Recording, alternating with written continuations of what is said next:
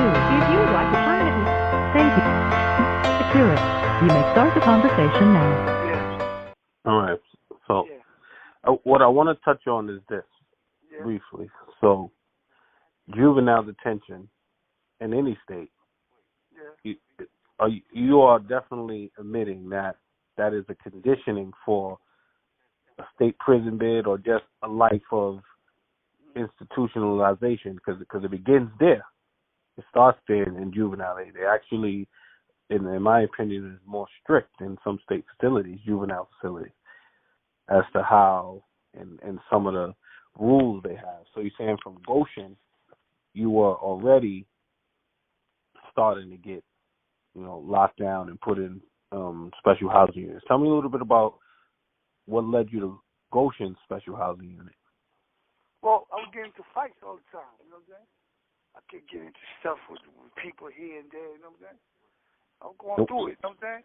And what? Remember, I was 5%er back then, you know what I'm saying?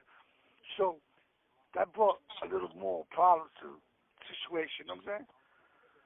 So what when you get to a juvenile lockdown wing, tell me a little bit about that setup. What how does that setup look? Describe that setup. Oh, the setup was that they put you in a room. It's like every other room that's in the Goshen, but you don't want to come out. They only bring you out for like 2 hours, and that's it. The rest of the time you're locked in that room. You know what I'm saying? So, Do they bring any books to the guys, or do any services come around? Yeah, they give you books, and they let you come out. Like I said, they let you come out for the phone, but like you still locked in. For the most part, you're in the room. You know what I'm saying? They don't want to call it a cell, like they call it a room, but it's equivalent. Huh? I said they don't want to call it a cell, but it's a room. I understand, but it's equivalent though. Yeah, but the only difference is they don't got no toilet in there with you. You know what I mean? Okay. But everything else, you got the bed, got the window, but it's a room. And you know what I'm saying? It is. Locked down. How'd you feel then, like when as a 14-year-old kid locked down? How did that? What kind of effects did that have on you? Did it make you more angry? Did it make you lash out a bit? At first, like being locked in there like that, right? I got the first time I was going through it, you get the motherfucker, what you call that, when you feel closed in, Claustrophobic? Yeah, you get that little claustrophobic shit. You know what I'm saying? So. I would imagine, though. I would imagine that a young man would feel like, that way. In the beginning. But after you be there for a while, you override that. You know what I'm saying? Because, like I said, if you're not strong mentally, then you're gonna fall physically. You know what I'm saying? So that's this. So we're gonna fast forward a little bit because you're already conditioned now. Now, by the time you get to state prison, which is not long after, you're already conditioned. But you gotta remember also, at Rikers Island, C-74, I stood in the bank. You know what I'm saying? I was a regular customer to the bank. So isn't it a lot more live down on the Rikers Island being a lot more energetic than a state prison being, or is it? Yeah. That's a fact. But what I'm trying to say that you still have ways to get. You locked in, but you get around because you on Rikers Island is a little different. But when you come on state, they lock you in. You locked in. You know what I'm saying? Yeah. So let's detail the evolution. You go from the juvenile box, which you do come out for 2 hours, and it's a room. Then you go to Rikers Island Bang, where you may either buy your way out the Bang, rock out. That's one thing I never agree with, that part right there, buying yourself out and all that. Because at the end of the day, like, you knew what you would get into, regardless of what the situation was. You know what I'm saying? So, even at that age, I still knew what I was getting into. You know what I'm saying? Right, and buying yourself out the Bang was a different timing. Yeah, I didn't agree with that. Some people done it. that's on them, you know. But I never did that, you know what I'm saying? And I went to the first couple. And that's understood because you had different principles. So after you leave a Rikers Island base, and then you go to Elmira, and then you land in Coxsackie, from what you said in the last thing. Yeah. So you in Coxsackie. How long did you last there before you go to your next box time? I was there for like 60-some days. Then I came to Comstock. They brought me here. Right. I came here to Comstock. You know. And were you in the box or you just transferred? You didn't get to a box there. I was in population here. Then I got into some shit, and I went to B1. Then from B1, I ended up going to F block, which was a more secure spot. You know what I'm saying? I ended up getting stabbed here by this kid named Baby James from Brooklyn and shit. He stabbed me shit back. I took his glasses and his chain in Kawasaki.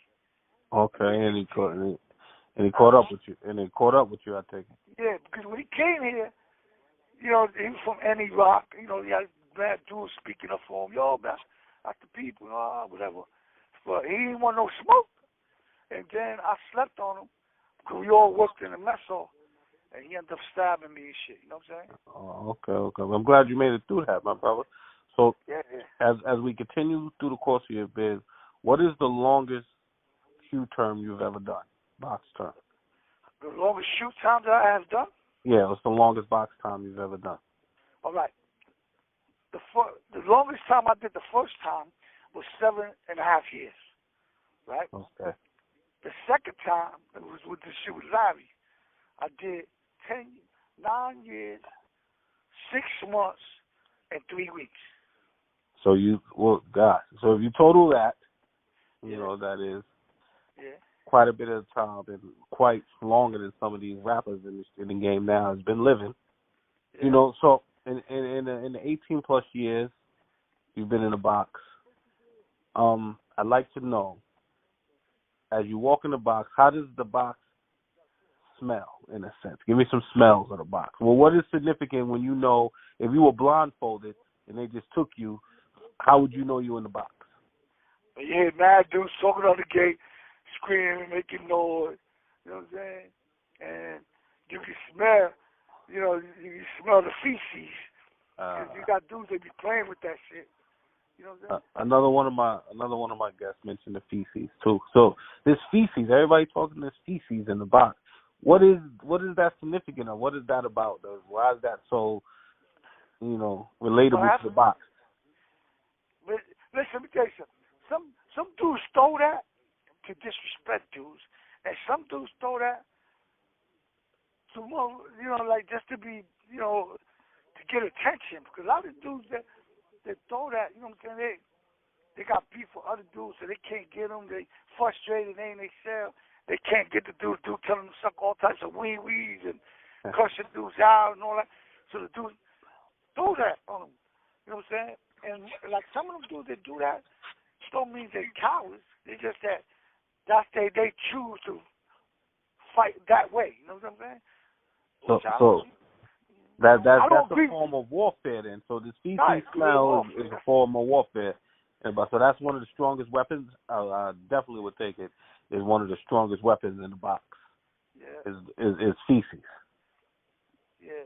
So how do you feel about individuals that have to resort to that? Like, is that something that you agree with, or because it's understood because of the box? Or? Me personally, like I said, you know, I don't agree with that. You know what I'm saying? And I don't really indulge in that type of acts. You know, but like I said, there's some people, they feel they're not doing nothing wrong. You know what I'm saying? They getting at their enemies the best way they can. You know what I'm saying? Oh, okay. So, but I just don't agree with it. I know a couple of dudes, they were stand-up dudes. The dudes would be surprised if I say, yo, this guy right here, this guy right here, this guy right here. These are known names in the streets. The dudes will be like, huh? They did that? You know what I'm saying? Nah, I don't believe that.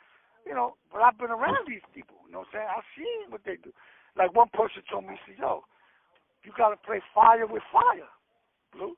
I'm not gonna be intimidated, or I'm not gonna be have a dude terrorize me, telling me I can't come out to the yard because you're gonna throw some feces on me. You know. I guess I guess definitely that is significant because you're the second guest that discussed feces. He said the same thing. Once you come down, that's all you're smelling. Then he also talked to me about what is called a wick. Can you explain that to me? What, in your words, what's that about? The wick? Yeah, what's that? Well, why is that so significant to you brothers down there? Because dudes make wicks. You know what I'm saying? And what's that for? That's because they don't have no matches. So what they do, they make a long wick. See, some dudes, they're not allowed to have matches in the box no more. So dudes be making wicks, and they be having that shit hanging in their cell. That's another shit that stink all day. You smell that. You know what I'm saying? And then a lot of people use that, right? Like even if you make the wick, and a blood upstairs may need to use it, but because y'all in this certain situation, would you let them use it? Yeah, you know, I never have to do that, but because I don't smoke. I don't smoke cigarettes. I don't get high. But you know, if somebody gave to pass it to me to pass it to somebody else, I would do that. You know what I'm saying? Just because, and it wouldn't matter the race, color, gang affiliation, nothing. But it's just, I guess, a camaraderie while you're down there.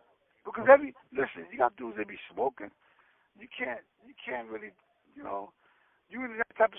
My thing with that is that when I'm in that type of situation, I try to keep everything as healthy as possible. You know what I'm saying? We keep it cordial. Even if you don't like me, we're going to keep it respectable. If you want to pass something to your man, I can pass it to him for you. I'll do that. You know so I do got a question for you, though.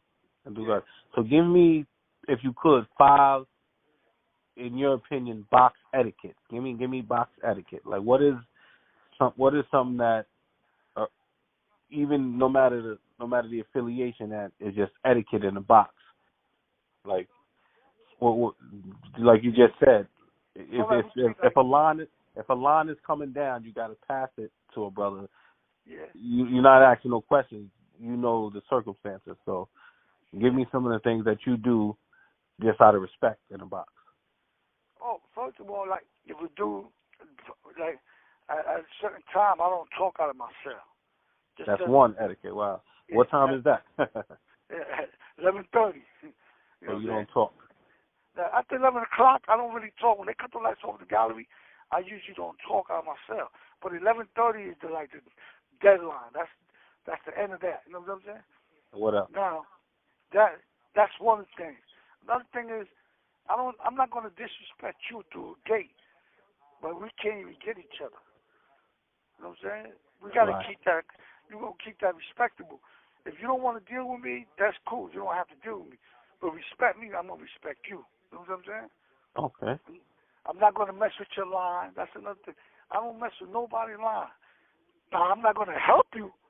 You know what I'm saying? If you throw the line past myself and it gets stuck on the side of the door, I'm not going to go out my way to help you.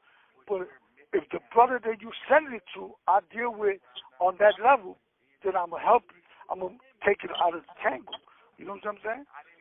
Well, I try to keep everything respectable. You know what I'm saying? If I get magazines, after I finish reading the magazine, I give them away to the people that don't have no magazine. Okay. You know, and this is how some individuals are surviving down there, like who got long-term time down there. This is some of the things that they practice. You have 1 minute left. Yeah, you heard him, right? Yeah, I definitely got 2 more to tell me etiquette that you usually do, because I know things are usually different when you're in that environment because it's so closed in. And lastly, are you a double bunk candidate? Hell no. I mean, with that, even if I was, I would never. That's not my thing.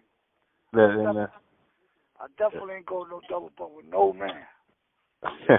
That is not something that you've been forced to do, I take it. Nah, because if I know I'm going there, I'm going to SHU. You know what I'm saying?